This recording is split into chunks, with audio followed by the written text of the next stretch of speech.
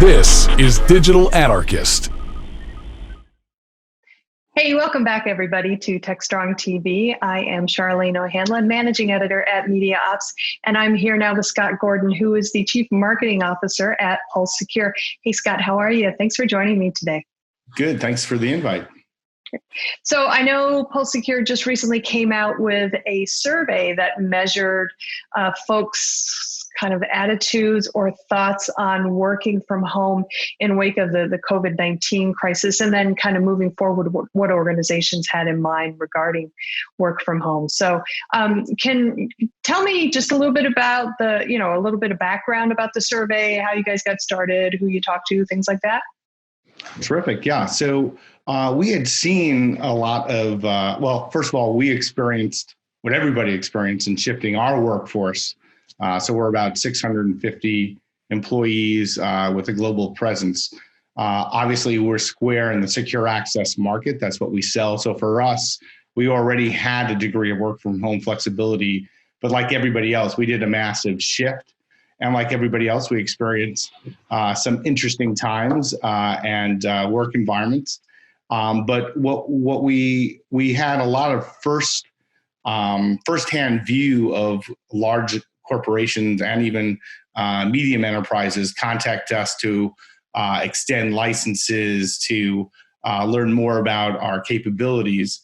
And when we saw other reports coming out about work from home, it certainly had some good guidance, but there was nothing that we saw that was very, very specific to the security practitioner and organizations IT organizations that were dealing with this. So we partnered with Cybersecurity Insiders, which is an independent online group that does research, among other things. And they surveyed over 400 IT security decision makers with a really good cross-section of industries and sizes to really get down to the nitty-gritty of what people were experiencing, what was their concerns, where do they feel things were heading in their investments. So a lot of the news were things that you would assume, but there was a good amount of information that really was practical and sometimes even surprising. So we were happy to share the results. Great. So yeah, tell us some of those, the findings that did surprise you. Folks in the security industry, especially that are doing secure access like us, we did experience a really big business surge, not surprising, collaboration tools as well. Mm-hmm. And so what we saw typically, this would be prior to January of 2020, anywhere from 20 to 25% was the typical coverage for companies for remote workers, at least for medium to large enterprise. They did not expect such a massive and quick surge, and so it went from less than 25% in a matter of 3 months to upwards between 75 and 99% work from home. So that's a massive shift. Mm-hmm. And so there's a bunch of findings in the report, but some of the findings that were interesting, that we found interesting was, IT folks were very quick and able to get bandwidth and work with their service providers to get bandwidth. It was more about the applications and the user training that was some of the challenge. So they were able to get bandwidths and some tools up in as fast as 15 to 30 days to meet that need. Certainly there were larger companies that had different challenges. We saw, at least from our install base, offshore and Asia Pacific manufacturing companies that needed quickly to get things going. So with that massive surge, it was interesting that the survey findings showed that almost a third, or a little more than a third, I think it was about 38%, felt that they were ill prepared. Mm-hmm. And again, I think that was more about tools, and it was also more about user awareness. So nearly 60% felt that the user awareness for how to work from home, best practices, that was not fully there, and that presented a risk. Yeah, sorry. I was just going to say, I wonder if some of that is because so many companies, there still have been a fair number of companies that really don't like the whole idea of their employees working from home. So I wonder if those, obviously those companies that kind of did embrace a work from home policy, at least on a part-time basis, were better prepared for something like this. Certainly not from a technology standpoint, but maybe just from a cultural mindset standpoint. You're absolutely right. And it was interesting in the numbers, and we're seeing this trend in the Bay Area. We've had a number of companies announce that they're moving to more work from home flexibility or moving to some permanent work from home. Twitter, Nationwide Insurance, right. A bunch of cross section of companies, not just tech companies, and so. We saw that also in the survey. So a good number of companies saw, I think it was about 38% saw that they saw increased productivity and other benefits. And a lot of those companies did not have a mindset of allowing work from home. Even financial services companies like Morgan Stanley, all these companies have made announcements that now that they're seeing the productivity gains, they're seeing the operational and cost benefits, and they're also have taken on this infrastructure that now may be a time to actually move towards and change the work environment to a more mobile workforce, a work from home flexibility environment. 84% that said that's what they would anticipate moving forward beyond COVID. And that's a pretty huge number. That is significant for sure. So actually, I wanted to ask you about that 38% number that you were talking about, those that actually experience the massive productivity gains, at least in the first early days of this crisis. I've heard that from a number of organizations that, their business was, had never been better, basically, during this time. And I wonder, do you think that's just kind of a blip? Maybe a byproduct of everybody kind of working in this new normal and just, being in survival mode, if you will? Or do you think that this is actually something that could be achieved long-term in this new working from home paradigm where organizations are, a lot more open to the idea, even post COVID-19? No, that's a great question. I think we are seeing that. At least in the interactions, we do have some of the largest companies in the world that use our solutions. And one interesting trend, I think this was also seen by other companies that are providing essential services, is secure access in general was a given. Some of the technology is more mature than others. And so it was less strategic because it was just felt, hey, we have this covered. Now with this business, a focus on business continuity, and then for some expansion, it's made the area or the category more strategic.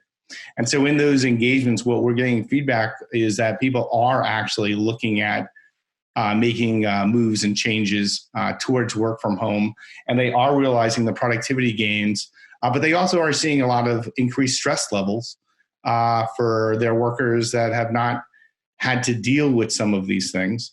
And that's going to be a balance. Even in our company, we had for example, an Ask the CEO Anything with our entire management team.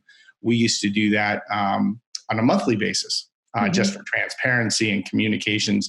Now we're doing it on a weekly basis. And we're also doing it not only for the US, but we're switching our times every week. So we have international coverage as well.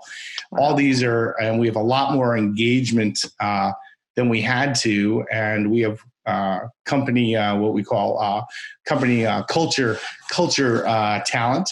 They are way more engaged in doing very innovative things that they normally would have to do or would do physically, that now they're having to do remote. So I think it's definitely a different work shift.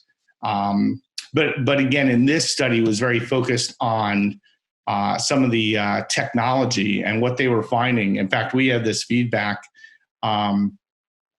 Generally speaking, a lot of folks, depending on their risk adversity, secure access tools, and this relates to zero trust, which is verify before you grant access. Right. A lot of folks would have very basic security requirements for people accessing remotely. And so endpoint compliance was not as strict for some companies, certainly for financial services or for some healthcare and some manufacturing, definitely for government, they were stricter than others. But the feedback we received, and actually this is also reflected in the report, they saw an increase in attack vectors for malware, 72% for malware, a high number for phishing, almost 60% for unauthorized user or device access, and more than a quarter, 44% for unpatched systems.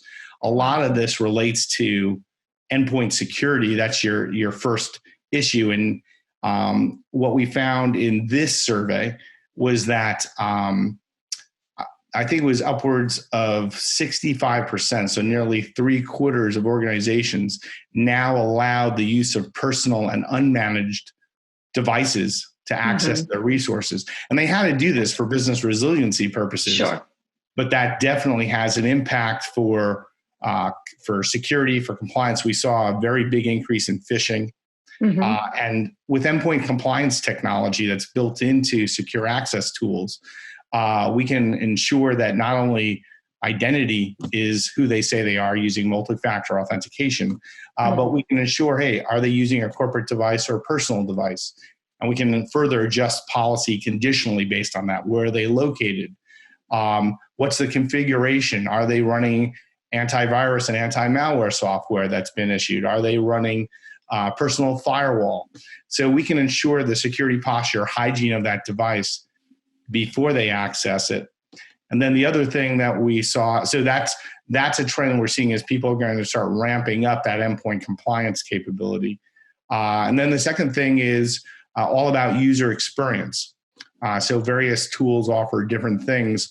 Some tools allow for on-demand, or you actually invoke, for example, VPN technology as you need it.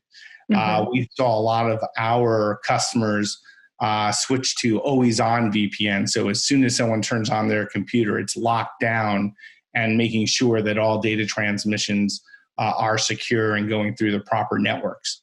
So those are some of the trends that we had seen and reflected in the report. So going back to the compliance issue for just a second, there was a statistic in the report that said something like 63% said that this whole new working from home regime and just the speed at which they had to get their employees set up to work from home is going to impact their compliance mandates. So do you think that this is going to be something that is going to be kind of a long-term issue? And what do you think that the new reality is going to be for companies when we're talking about compliance and working from home? Sure. I think with, and again, it depends on the organization, and every organization has to deal with both internal and regulatory compliance mandates, whether it's GDPR or PCI or GLBA. And it's also different classes of users or roles that actually access that, which is no news to your audience. Right. But I think having the tools now, it allows companies to have, they always have to have a balance for productivity and security. We always say secure access is more about productivity than protection, because without one, you don't have a need for the other. You can't be an impeding solution. You have to be an enabling solution. So I think for work from home, you're going to see more zero trust or conditional access being invoked. So it's going to depend on your role, where you are, what device you're using, what application you're going to. And it shouldn't matter whether it's on-premise or whether it's in the cloud. It's really going to be a subset of all those things that make up a policy. But I think you will see stronger policies. And then at the same time, I think you're going to see a concerted effort, not only for security awareness training, but also to have a lot more self-service remediation or auto remediation. capabilities that you probably didn't see before because or need before because you didn't have as strong of a endpoint security and access security control. So one other quick question, and then we'll go ahead and wrap it up. One of the things that the report kind of pointed out was the fact that more than half of companies, I think it was like 54%, said that this whole pandemic and the move to work from home accelerated their shift to migrate to the cloud migration strategies. That number seems pretty high to me because I guess I thought that more companies were farther along the path in their cloud migration strategies. But judging from the report, it sounds like a lot of companies were still very much focused on on-premises solutions or not really relying so much on the cloud. So what are your thoughts on that? So at Pulse Secure, we do have a diverse clientele. Mm-hmm. And you have organizations in manufacturing, even in healthcare, financial services.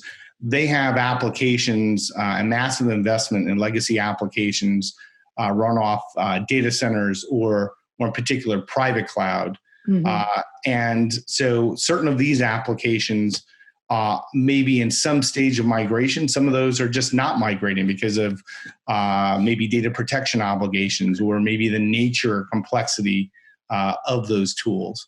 And then other applications, it's a mix. Other applications in terms of Salesforce automation or IT, HR services, or certainly collaboration tools or file sharing, those certainly are being more moved or sourced from the cloud. And this calls for hybrid IT. So in secure access, we see a trend that says if you are thinking that if you're a medium to very large enterprise, most likely it's not everything goes to the cloud. It's going to be a fairly long migration process. You need a flexibility in terms of tool sets. And actually companies are moving to platforms to get that interoperability and that integration. Mm-hmm. We sell suites as well, but they're really doing that because they need to have one set of policy, a unified policy that can apply not only to the user types and their devices, but also to support the applications that may exist in a private cloud, in a data center, in a public cloud. And so that means that you need solutions that if you go one extreme and say, okay, I only want application access and I only want layer 7, the reality is most IT folks know that you need layer 3, layer 4. You may have to have specialized emergency access to the underlying system.